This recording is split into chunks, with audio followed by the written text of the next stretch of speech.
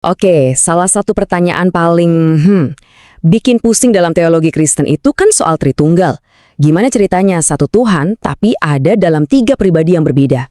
Nah, dalam beberapa menit ke depan, kita bakal coba bedah bareng-bareng kerangka berpikirnya supaya kita bisa ngerti misteri yang luar biasa dalam ini. Siap-siap ya, karena ini benar-benar bisa mengubah cara pandang kita. Jadi, begini alurnya. Pertama, kita langsung masuk ke inti paradoksnya. Terus kita bongkar bedanya hakikat dan pribadi. Ini kuncinya. Dari situ, kita lihat gimana peran, pengetahuan, dan kehendak yang kelihatannya beda-beda itu bisa nyambung jadi satu tujuan. Dan terakhir, kita simpulkan semuanya. Oke, bagian pertama, paradoks teologis.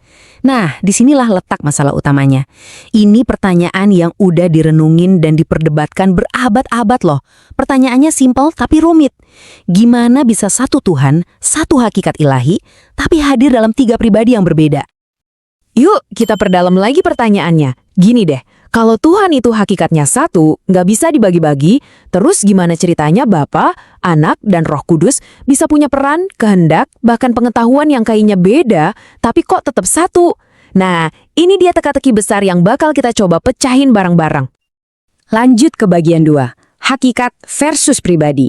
Tolong perhatikan baik-baik ya, karena ini adalah kunci utamanya. Serius. Kalau Anda ngerti perbedaan ini, seluruh konsep Tritunggal bakal mulai terasa masuk akal.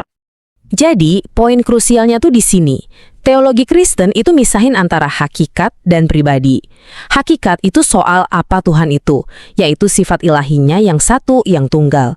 Sementara pribadi itu soal siapa dia, yaitu Bapa, Anak, dan Roh Kudus. Begitu kita bisa bedain dua hal ini, kita mulai bisa ngeliat gimana caranya tiga itu bisa jadi satu. Dan konsep satu hakikat ilahi ini bukan cuma ide filsafat doang ya. Ini akarnya kuat banget di kitab suci. Contohnya ayat dari Ulangan ini. Ini salah satu pilar utama yang menegaskan kalau Tuhan itu esa, satu. Terus gimana soal peran yang beda-beda tadi? Apa itu artinya ada yang lebih tinggi atau lebih rendah? Nah, kita masuk ke bagian 3, peran bukan peringkat. Di sini kita bakal kenalan sama satu konsep penting, namanya subordinasi fungsional. Coba deh lihat pembagian perannya. Bapa itu mengutus anak. Anak melaksanakan kehendak Bapa. Dan Roh Kudus diutus oleh Bapa dan anak. Jelas kan fungsinya beda-beda? Tapi, dan ini penting banget, teologi Kristen itu tegas banget soal ini. Beda fungsi bukan berarti beda derajat atau keilahian. Semuanya setara. Titik. Biar gampang, kita pakai analogi sederhana aja. Keluarga. Ayah, ibu, sama anak. Perannya kan beda-beda banget ya, tapi hakikat mereka apa? Sama, yaitu manusia. Nah, kurang lebih kayak gitu konsepnya. Peran boleh beda, tapi hakikatnya tetap satu. Dan itu nggak mengurangi nilai masing-masing sama sekali. Oke, siap-siap. Sekarang kita masuk ke bagian yang mungkin paling bikin bingung nih, soal pengetahuan dan kehendak ilahi. Kita bakal lihat ayat-ayat yang sekilas, wah kayaknya bertentangan banget. Nah, masalahnya tuh muncul dari ayat kayak gini. Di Injil Markus, Yesus sendiri bilang kalau dia nggak tahu kapan hari kiamat. Ini langsung bikin kita mikir kan, kalau Yesus itu Tuhan yang maha tahu, kok bisa ada sesuatu yang dia nggak tahu? Jawabannya ada di satu kata teologis yang penting banget, kenosis. Ini dari bahasa Yunani yang artinya mengosongkan diri.